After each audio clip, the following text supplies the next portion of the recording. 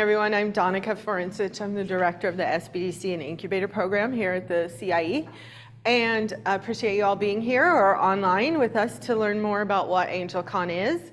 We have a couple past investors. Here we have Jeff R. Mosby, who is our Fund 8 manager, and Mike O'Brien, who is investor in Fund 8. They'll talk a little bit about their experience. And we also have our AngelCon 2025 Fund 8 winner here from GreenSight Technologies. Jake Daniels will give a little update on what's been going on with GreenSight since their win and how the investment of AngelCon impacted their company. But AngelCon is a way that we can introduce local startups with our local investor community here. We bring together these two groups and we train investors so that they can play a role in economic development in the community while learning how to be an angel investor. The nuts and bolts going from, what is an investment thesis? How do we create an investment thesis? How do we do due diligence? What do we look like when we're looking at a term sheet? What are all these terms that we need to understand when we're investors? And then we also train startups. We train them on how to prepare for pitching to the investor group, as well as go through a full due diligence process as well. And so the goals are threefold: training angels, training startups, and giving them access to capital and showcasing their local talent. And we're proud to say that we've had 8 successful years of AngelCon so far, and we are coming into Fund 9 with AngelCon 2026. So here's some of the numbers that how we've impacted the region.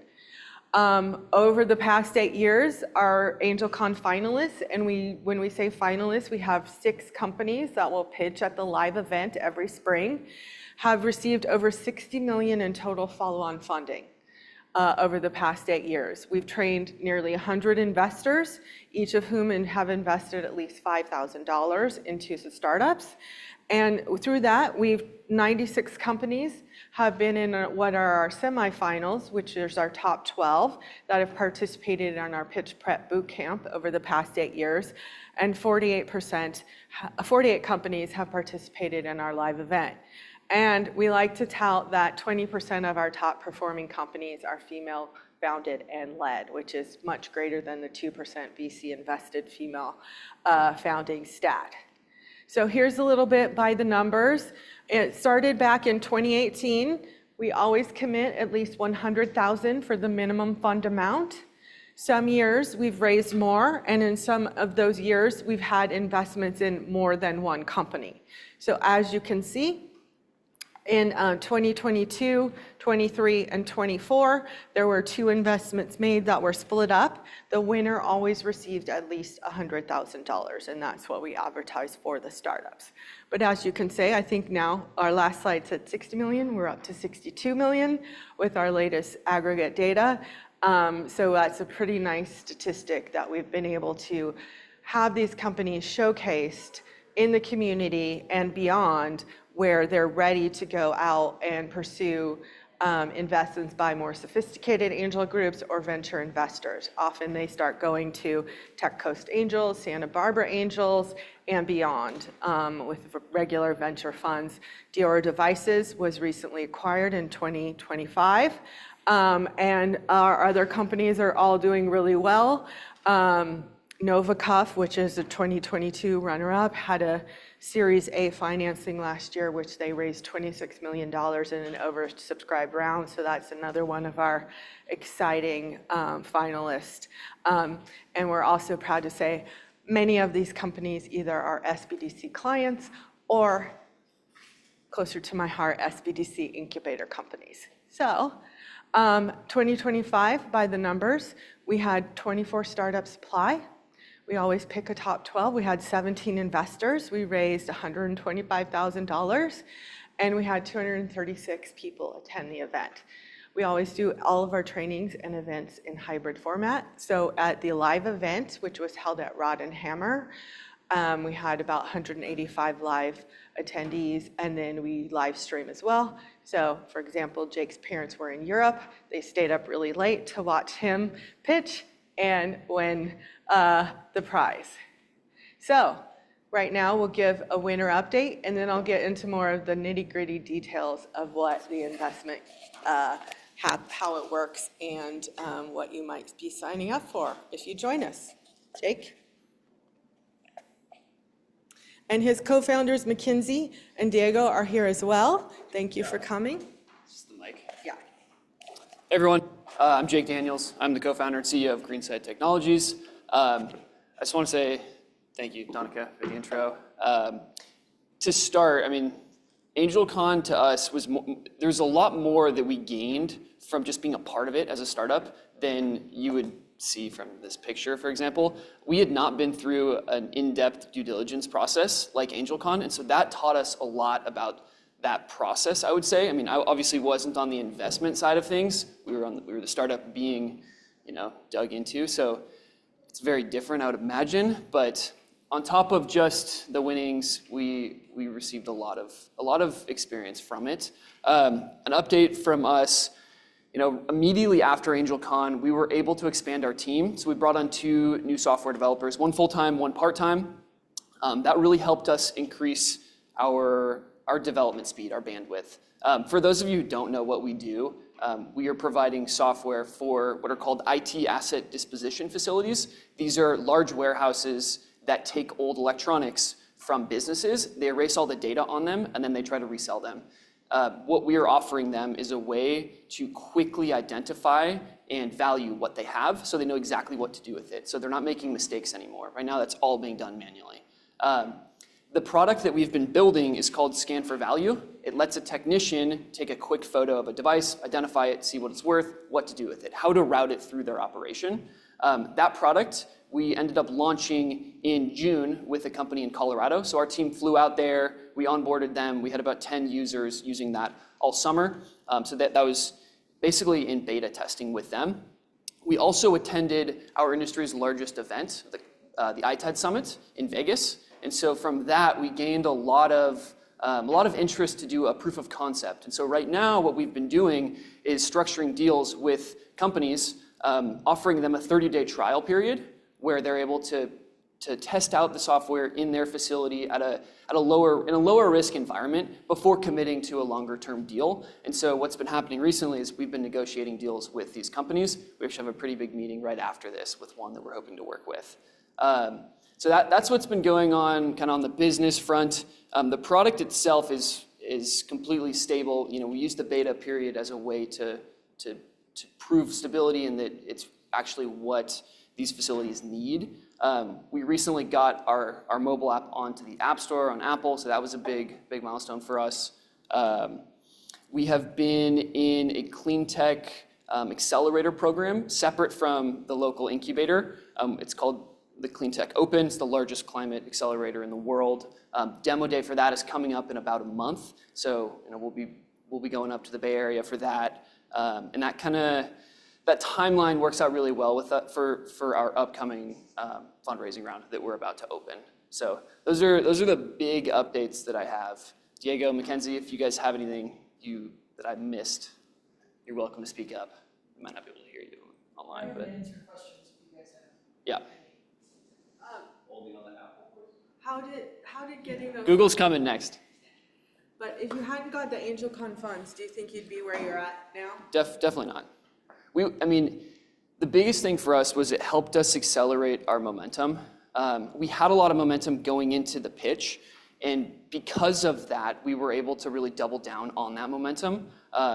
We would have slowed down significantly without that funding. It also, on top of the funding, one thing that I didn't expect that was really, really helpful was the publicity. We had, I think, 6 or 7 inbound leads come from people seeing articles about AngelCon. That had not happened prior to that, and those are all companies that were very interested in working with us, and so that really helped us. On top of just the financials, just gave us more validation, but also the opportunity to bring in more customers. So. And what about just your introduction to some of the AngelCon investors, and how has that expanded your network or just the mentorship that they've been able to give you?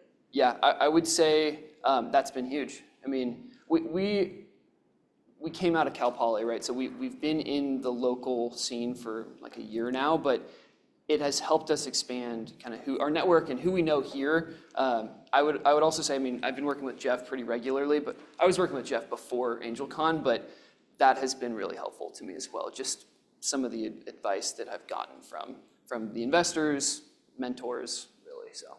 Great. Yep. Donica, to add something to what you just said. Of course. The AngelCon investors also really opened us up into more of like product mentorship and culture mentorship as well. We are part of the Summer Accelerator program through Cal Poly, and that was really great on the business side of things. But meeting these people really helped us figure out what next steps needed to be taken in terms of really strengthening our team and continuing velocity there. So it was really, really helpful. Great. Yep. Thank you. Thanks, Jake. How many investors do you have besides Oh man, I would have to get How many investors do you have besides AngelCon?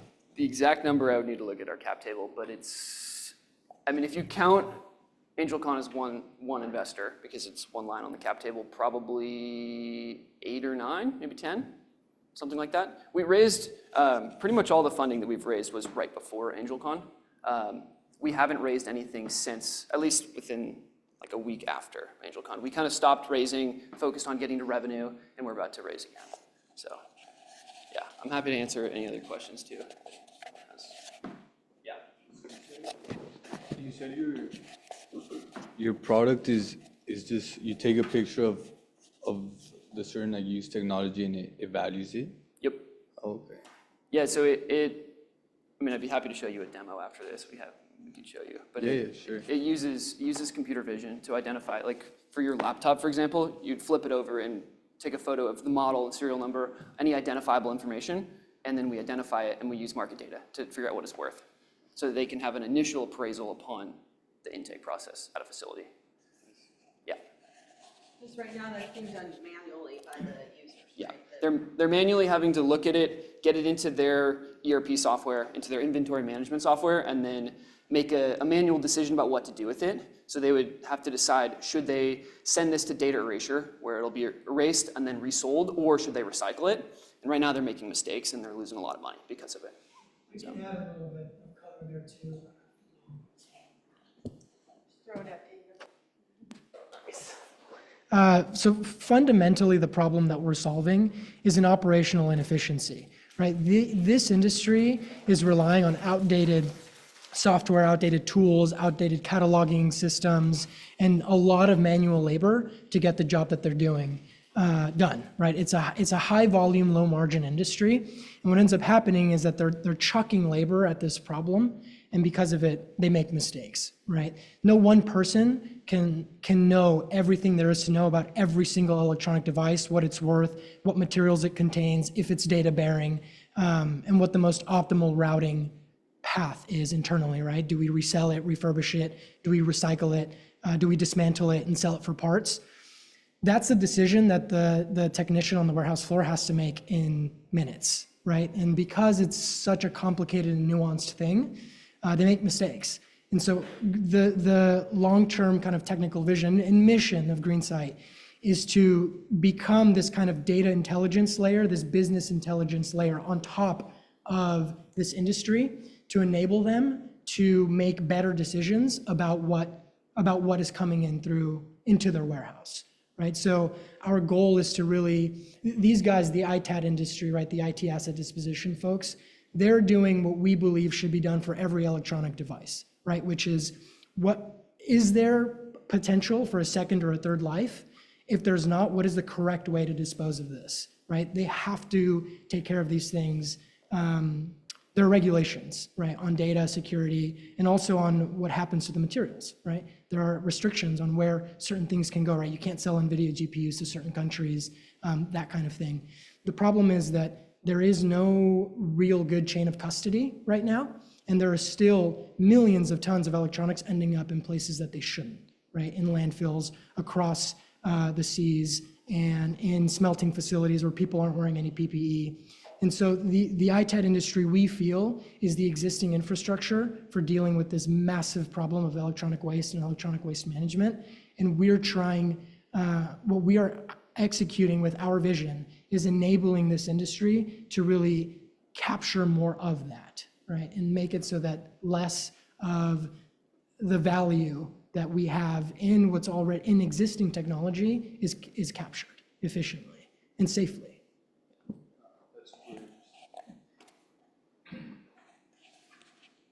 Great. That's why we invested in them, by the way. And the impact has been exactly what we hope to achieve here at AngelCon, where it makes a real immediate impact. And so the acceleration of what they've done going into their proof of concepts, their big summit, getting those leads has been an enormous impact on them and what their business has done since May 1st.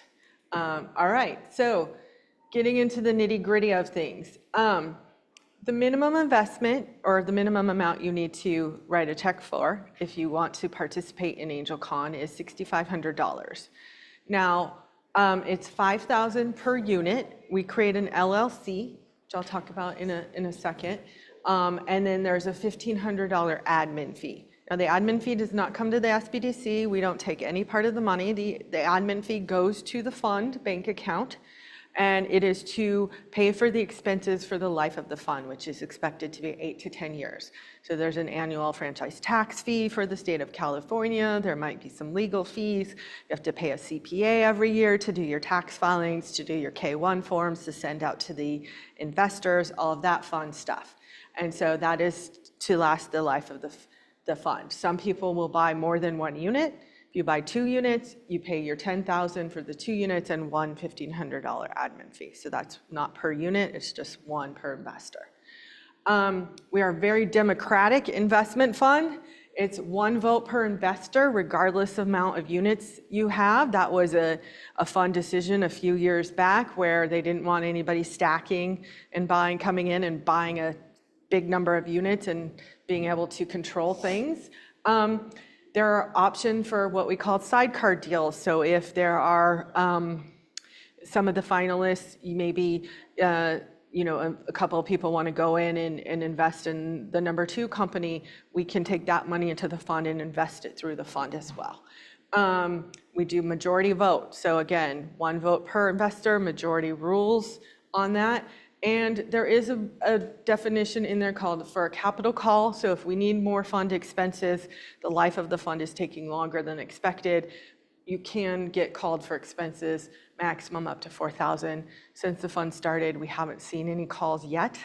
And I would never expect to see that $4,000 hit, maybe a few $100s here or there to pay the minimal expenses. Just depends how many investors. It's all divided up pro rata per unit.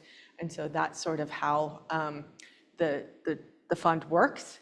Time commitment. Now, even though I've only been here as the director since February, I have been involved with the SBDC as a volunteer for about 10 years. I'm a corporate attorney by training. I've been involved in AngelCon since Fund 1 doing trainings. I also was an investor for several years as well. I'm the Fund 4 fund manager. I got voluntold for that one. Like kind of Jeff maybe did for this last, though. I think you did volunteer. Yeah. But typically what we do starting here in September is we meet the last Friday of the month, typically. We do have some changes for speaker availability and holidays, so we don't obviously meet the Friday after Thanksgiving or the Friday by Christmas. We do move those up. We do all our events in hybrid format. We'd love for you to come in person, but understand travel or schedules might not work for you. So we do hybrid format, and you're always welcome to listen to the recording if you can't make something. We typically do ours from 9 to 12. Sometimes we will do it maybe, or 9 to 11, I'm sorry. Sometimes we will mix that schedule. For example, we have some no-host lunches after, so we might start at 10 so that then we go to lunch after. There's also going to be some happy hours this year that were no-host happy hours where we just facilitate everybody meeting up.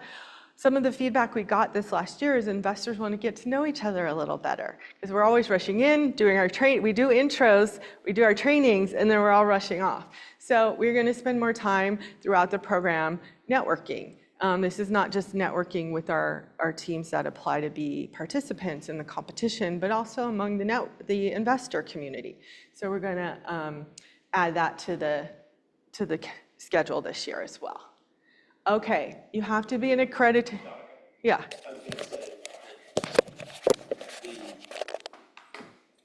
Oh, sorry. Say, the time commitment, that's kind of between now and the end of the year? Yeah, I have another Oh, you schedule. have another slide on that? Yeah. Okay, never mind. Yeah. Forget about it. I do have another slide where the time commitment does bump up a little in the spring before the event, especially when we get into due diligence. So I'll go over that shortly. But before then, you do have to be an accredited investor. And this is a definition under Securities and Exchange Commission rules. This is not something I made up. I have bolded the things that are most applicable here because I'm sure none of you are savings and loans associations. But if you're a natural person or a trust, these are sort of the two most likely ones that you can meet. A net income of $1 million, excluding your primary residence. You can count all your retirement. You can count your kids' 529 plans. You can count your cars if you own them outright, et cetera. Add it all up. Or you can meet the income thresholds for the last 2 years and expected previously single or with your partner. And so those are, and why do we need to meet this definition? Well, under securities laws, when people issue securities, whether it's a promise for future equity, which is what a SAFE document is, simple agreement for future equity, or a convertible note, which you will learn about both of those things, or people issue stock outright or stock options, all of those are securities. You either have to register those securities or you have to have an exemption from registration. And the easiest exemptions for private companies, which GreenSide is because they haven't gone public, is to rely on exemptions that provide, if you have all accredited investors, it's much easier to rely on various exemptions. Now, there are some exemptions that have unaccredited investors and you can have a certain number, but for purposes of our fund, we require you be all accredited investors. We have you self-certify. We're not going to ask you for financial statements, so it's something that you make a self-certification to us, and these are the definitions.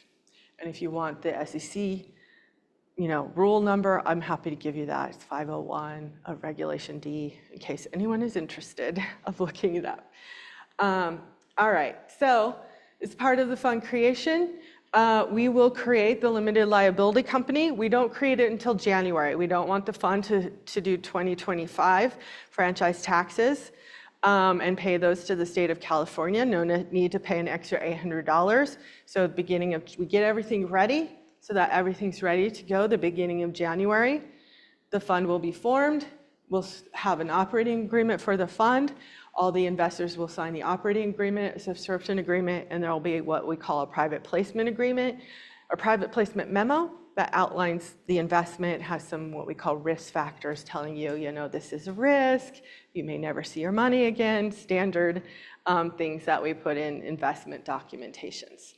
Then we have a fund manager and assistant fund manager for each fund. Those are part of the Angel Network. So Jeff was fund manager for Fund 8. I'm fund manager for Fund 4. So what we do as fund managers is we deal with all the fund requirements, the legal requirements, the tax requirements, deal with the CPAs, send out the K-1s every year. We also take a board observer seat in each of the entities the fund invests in. So any communication with the winner or winners is dealt with the fund manager. That way, not all the investors are going and sending emails to Jake or whomever.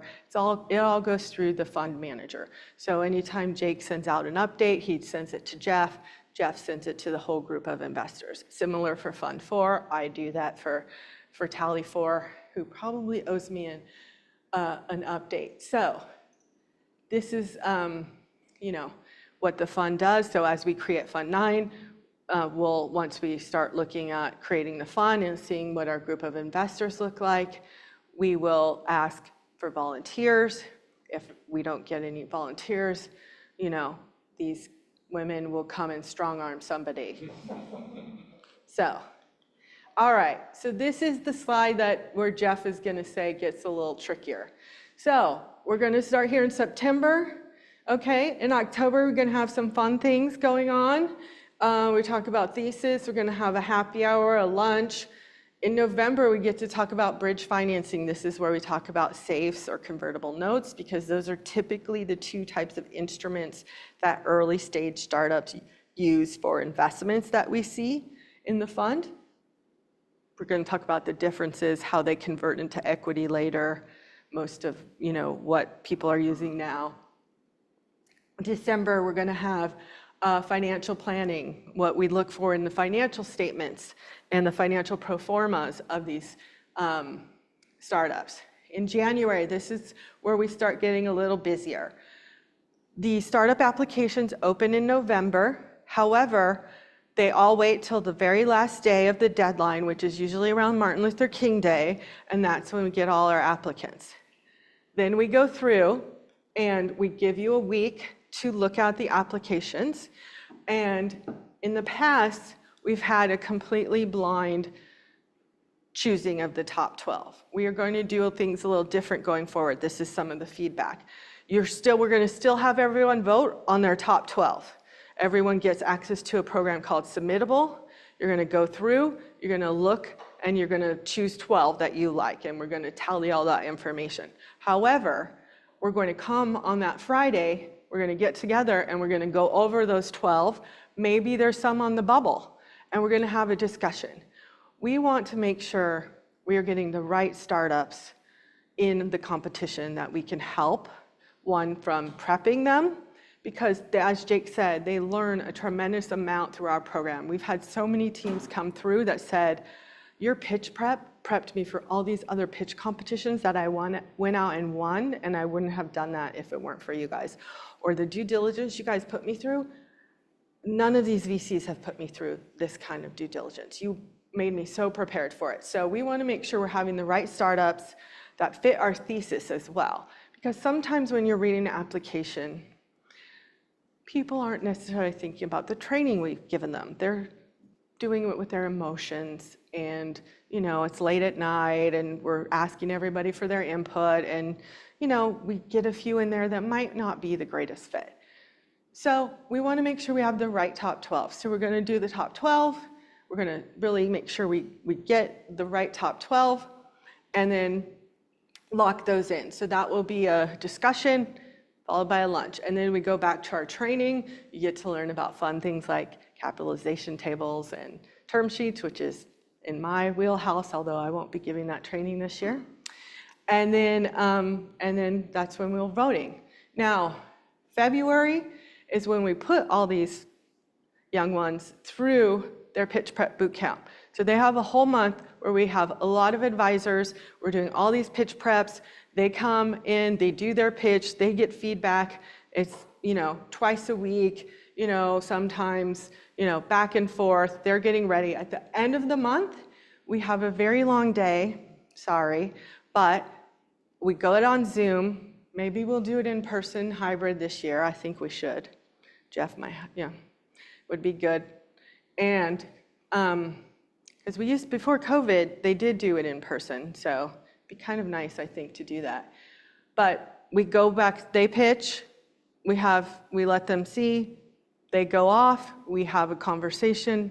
At the end of the day, you vote, this is the top 12 that pitch. At the end of the day, everybody votes for their 6 finalists. Again, sometimes we have one on the bubble. We might have to have you vote for the final one. Last year we had the final, they had a tie. We had to go back out and ask for a tiebreaker. So that's at the end of February. Then we announce our top 6. Then we go into due diligence. This is when it gets very busy. So we're going to give you another happy hour. What we do with the 6 is we train you on due diligence. We train the teams, the 6 finalists on due diligence. We divide all the investors into 6 teams. We try to mix it up, have different people from different industries, maybe a finance person on each team, maybe an industry expert on each team, depending on who we have. And And so there's 6 teams. We also pair you with attorney mentors for each of the 6 teams that will give up to 4 hours to spend with you. These are all my former colleagues that I strong arm into volunteering, and they will help you through the due diligence process. And so we go out and we do a good 6 weeks or so of due diligence, and we look under the hood, we look at all their legal documents, we look at their IP. Sometimes people go and do customer calls or go out to customers. When Trick Robotics was in it, people went out to one of the strawberry farms and saw the robots go through the fields and talk to the farmers. So we really go through, we do a debrief partway at the end of March to say, how's it going? Where are we at? Who's looking good? Who's not looking good? Can we sort of,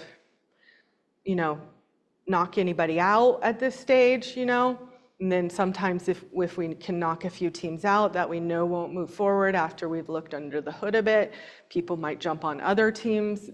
And then we go for more due diligence up until right before the event, which will be on April 30th. And so that's sort of the complete agenda. So again, monthly trainings, and then at the beginning of March through April, it gets a little more structured. Depending on who's your due diligence lead, you might try to have weekly meetings. You might divide things up and say, okay, I deal with finance, or I deal with legal, I'm dealing with customer acquisition. We have these due diligence scorecards, which we're working on making a little more user-friendly as well. And because we try to, it's really hard to compare apples to apples with all these different teams along the way. And so having some metrics or buckets that we're looking at across the board helps us in some way. But again, it's a discussion. Our first discussion last year lasted the full 3 hours, I think, which was unusual because usually we can go, no, this one's out, but it was really interesting this last year. So that's sort of how it works. We really want you to, commit to be part and participate. We do have some investors, what we call passive investors, that have been long-term investors that just want to write a check and don't participate. So there are a few of those, but we like that because the fund grows. But at the same time, we need people to be involved and want to participate, especially in the due diligence. And the next steps, besides questions, would be filling out an application, or if you aren't ready yet to fill out an application, that's okay. You can come to the start of the trainings, come to the first couple trainings, no pressure. January comes, you can't vote unless you filled out an application and committed to the fund. So that's where we draw the line, is once we hit January, but anybody can start coming to the first few trainings. We have Elizabeth Jennings, who runs an impact fund, come to our first, do our first training. She's done it for the last few years, very good speaker, a lot of fun, get to know some more people. And then I will ask Jeff to talk about his experience being in the fund twice. Sure. And hopefully a third time. Presumably. We'll see. You're here. I'm here now, yeah, for sure. So as Danica said, I participated twice. The first time I participated was back in Fund 4. And at that point, we didn't live in SLO County yet. We were, my wife and I, we'd been in Austin, Texas for 24 years, and I was starting to investigate what was going on out here in SLO County. I'd been entrepreneur, startup guy for the entire time I was in Austin. So was introduced to this. I think Judy, I had a meeting with Judy Mahan, who was Donica's predecessor here. She said, hey, we got this AngelCon thing, might give you a chance to meet a number of people. And, so it kind of was my dipping the toe into SLO County. And then by the time, I think that was 2021, right? Yeah, so we moved out just after the final thing. So I did everything remotely. Of course, it was COVID anyway, so I think everything was done remotely back then anyway. Was here for several years and decided this last time around to participate. Number one, I knew that there were a number of companies that were going in that I thought were interesting, that I would be interested in putting money into. And so there was a chance to do that and get to know them a little bit better. But I think in general, it's a good way to engage and connect with other people who are like-minded and, probably interested in doing some of the same things that you're interested in doing. And in this case, it was, focusing on the entrepreneurial environment here in SLO County, Central Coast broader, I guess, because we have people outside of SLO County that participate, even not just Central Coast, we even had some Valley companies in, right? Yeah, last Valley time. and Santa Barbara and. Yep. So it was, and so it's a good way to get engaged with other people, get to know other people. It's a really good way if, you've had some success, you've got the net worth in order to participate in this. You might be getting a little older like I am, and you want to figure out maybe how you can kind of give back a little bit with a chance of a return and maybe make some money. And this isn't a donation, by the way, it is an investment. And it's a really good way to kind of learn about the process. If you were like me, I'd worked in startups, I'd been a CEO of a startup, I've raised money, I've been on the company side of things. I also did some work with a venture capital firm in Austin for a while, where I was a venture partner there, which means I was helping companies get developed. But what I wasn't in any of those is I was never in the room where it was making the decision about who you invested in. And so if you want to learn more about that side of things, I think it's a really good opportunity to come in and take your perspective, which may be, you may have some view into this process, but it's not exactly the view of the person who's putting their money on the line. And this is a good way to learn about that and sort of learn about the overall process and everything about it. I mean, I think we had some investors who probably had no exposure to the experience at all. Others like me have had, and like people like Mitch and David Benham had more experience to it. Mike, I think, had more experience to it, had been in early stage companies before. So you're around it. But it's very different when you're looking at putting your money on the line and sort of the discussions that happen around who you're going to invest in, why you're going to invest in them, are all really valuable and good learning experiences. I mean, for me, I like solving problems, and this is kind of like solving a problem from a different angle, which is, okay, who is going to give us the best chance of getting a return on our money? And frankly, who can this money help the most? That also matters a lot too, at the end of the day. So, I don't know. It's just sort of high-level thoughts. Yeah, we have a very diverse group. Like Jeff said, some have a lot of investment experience, some have none. And, you're here to learn, you're here to network, you're here to help. And I think the connections, one of the reasons I joined, even though I wasn't living here yet, was just to get to know more community because I wanted to move down here, and it really helped launch the network that I have now when I moved to Paso 4 years ago and launched into this role as well. And then you just get to meet such great people. And then I think the network that it helps with our startups that participate in the competition is because people will go the extra mile. It's not like a traditional fund where you review a pitch, you see their deck, you might do some initial diligence and it's a yes, no, and then that's it. People, connect with these teams. They will go have coffee later. They will continue to be involved. They will continue to follow them and maybe not invest right now, but maybe a few months later, they'll invest. Maybe Mike can give a little, I don't want to throw this and hit your water, but maybe you can give your experience. This was your first fund, it was your first investment. Yeah, so I did AngelCon for a lot of the same reasons that Jeff articulated. I had worked for 2 angel-funded companies in my career, spent 10 years at those 2 companies. I also worked for a couple of venture-backed startups. So when I moved to SLO a few years ago, I knew I wanted to get involved in some way. So part of this was the opportunity to get involved in the investor side, knowing how critical that initial funding is for companies that need that angel financing just to even have a chance. So that was very rewarding. Like Jeff said, it's not a donation, it's not a totally philanthropic thing, but you are looking to help out. And then of course, you're hoping the companies end up being, successful somewhere down the line. But I also got involved at Cal Poly, met Justin there. I was monitoring some entrepreneurship classes. I'm going to be teaching marketing and sales this fall. I'm an advisor at the SBDC. I met Jeff, I think, at the first AngelCon I went to just to kind of watch it and take it in. So it is a great way to meet like-minded people, get involved in the community, be giving back, but be coaching and mentoring these startups, and overall be involved. And to Donica's point, it's not just about the winner. There's 6 finalists, and the winner gets the pot. And in past years, maybe 2 companies split it. But you get exposed to all of the finalists and semifinalists for that matter.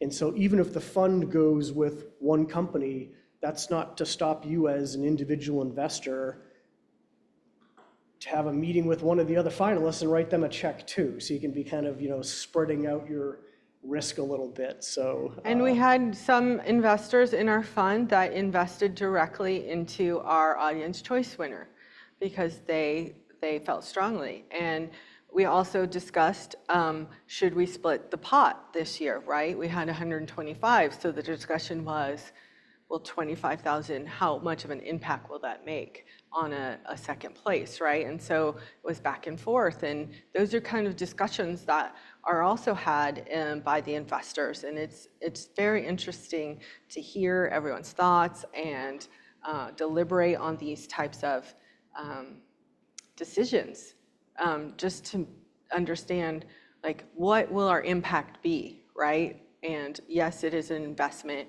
We hope to see a return eventually. We will not promise you a return. That will be clear in the private placement memo, by the way, which is in any securities prospectus. But that is the goal of this fund, is to teach you and to get a return someday on your investment. Yeah. Donica, I'm curious. Sorry, thank you. I'm curious. This will be my first time doing something like this. So we're approaching this as a team, basically to select one company to invest in. So this is not a venture fund, basically, where we're picking 3 or 2, for that matter, multiple companies, right? Where it's one winner. You could, as long as one gets 100,000, it depends on how big the fund is. I would love to get a big fund where we could give 3 checks, like San Diego Angel Conference has enough money where they can give 3 checks, but we're not there. We're not that size. And I recognize sort of smaller town, smaller population is a function of that, but what about increasing the minimums?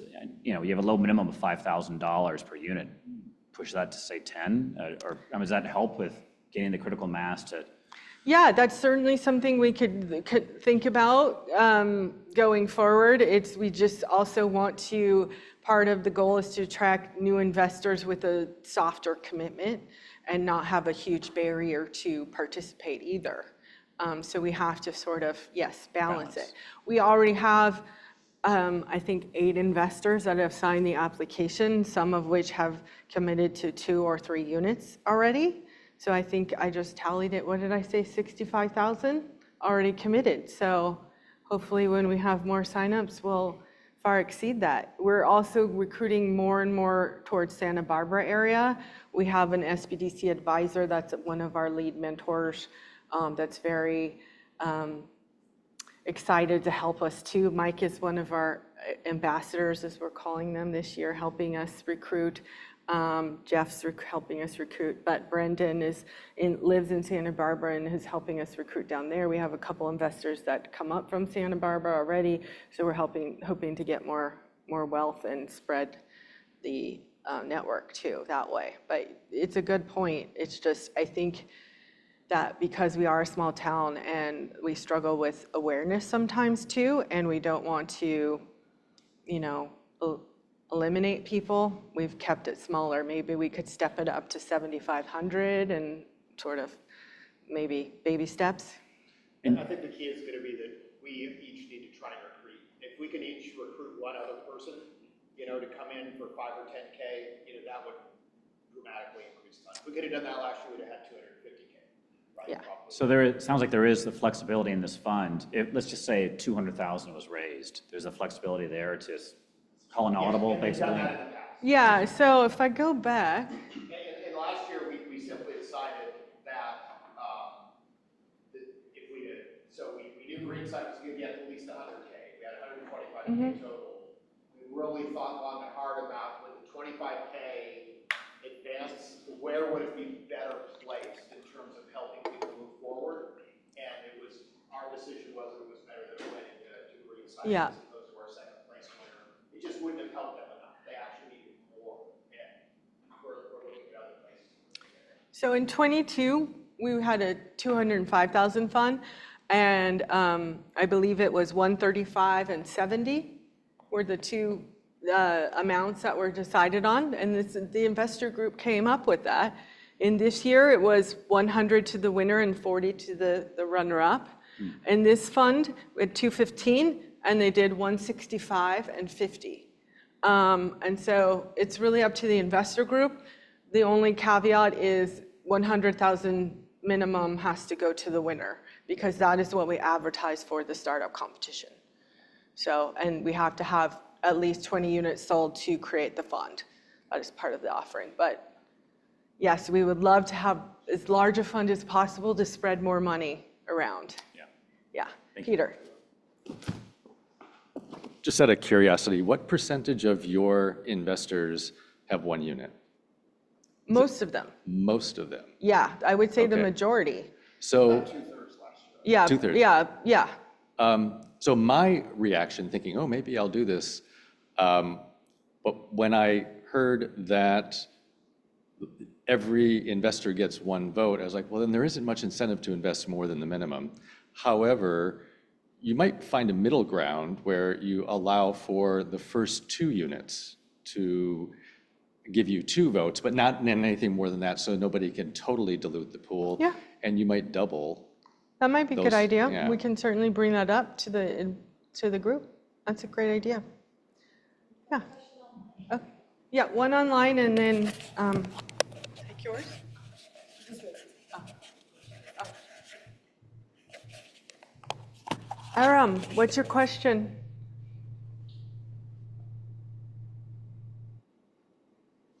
Can you hear me? Are you muted? Oh, hold on. Aram? Okay. In the meantime, yeah.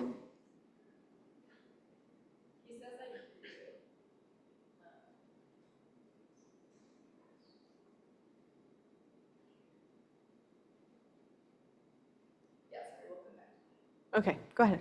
So to be an investor, you have to be an accredited investor Yes. to be one of the investors. Okay, Yes. And I guess there's 2 sides, right? The business side and then the investor side. And the investors all choose one company together that the fund goes to. Yes, one or more. They can One or choose more, yes. Okay, I see. The investors choose the top 12, which are the semifinalists that go into the pitch prep boot camp. And then those 12 do the pitching at the end of February. And from there, they pick the top 6 finalists. I see. Yeah. And the 6 finalists will all pitch live at the event in the spring, which will be April 30th, 26. And then the winner or winners will be picked from that group of 6. And on the investor side, you said there's some new investors as well? We always have new investors every year. We have Yeah. some repeats, and we have a mix of new and repeats every year. For example, we have a gentleman, Bert Forbes, who's participated every year since Fund 1, who told me at demo day last Friday that he was going to participate again. He might not be at all the meetings because he's heard our spiel over and over, but he's great. And then we have people like Jeff will be coming back, Mike will be coming back. We have Paul Tevis and Adam Wells. I think this will be their 3rd year.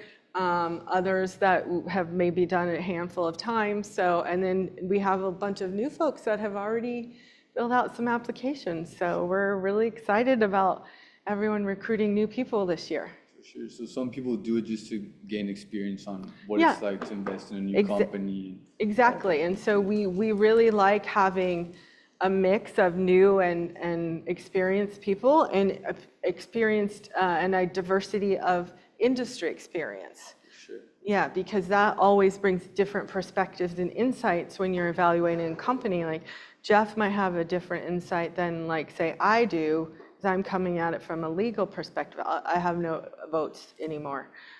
In this role, I can't do that, but. Influence, but no. So, yeah, I might have opinions, but I don't get to vote. But yeah, so we all bring our own, lived experience, our work experience, our previous investing experience, whether that is some or none, right? Yes. So it's cool that there's benefits on both sides. Like the businesses get, the funding and advice, but even the investors get more knowledge. To bring it together, yes. And even the companies that don't get investment,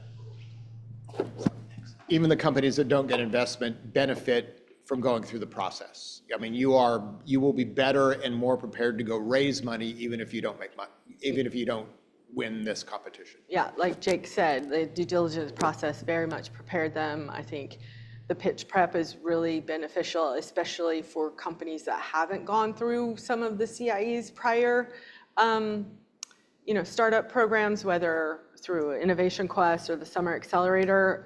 One of the companies that was in the finals came up to us from Santa Barbara, and she's one that went out and won various pitch competitions and came back to us and said that the pitch prep boot camp was the reason she was helped on that.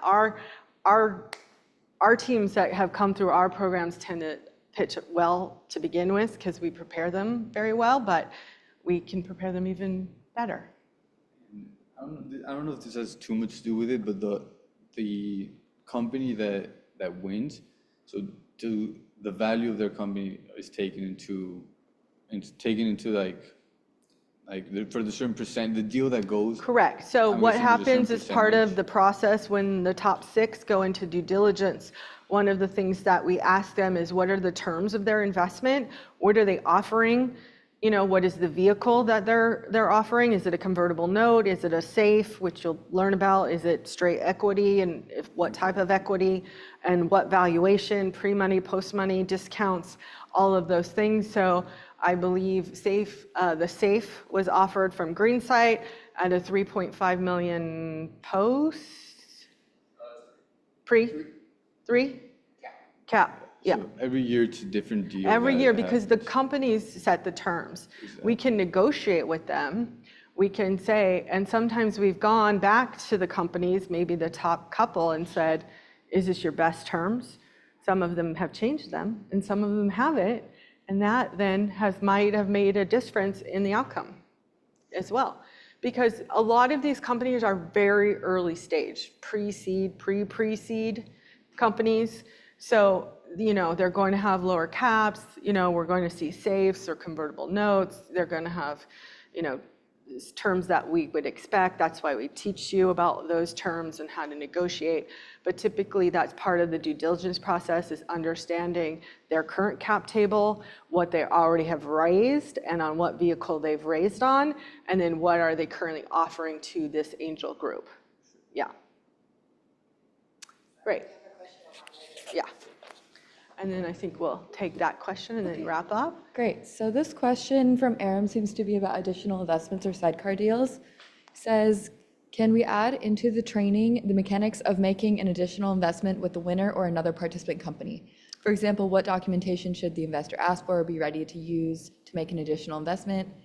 What instruments have others used in the past for additional investments? Yeah, we can certainly add that into the training.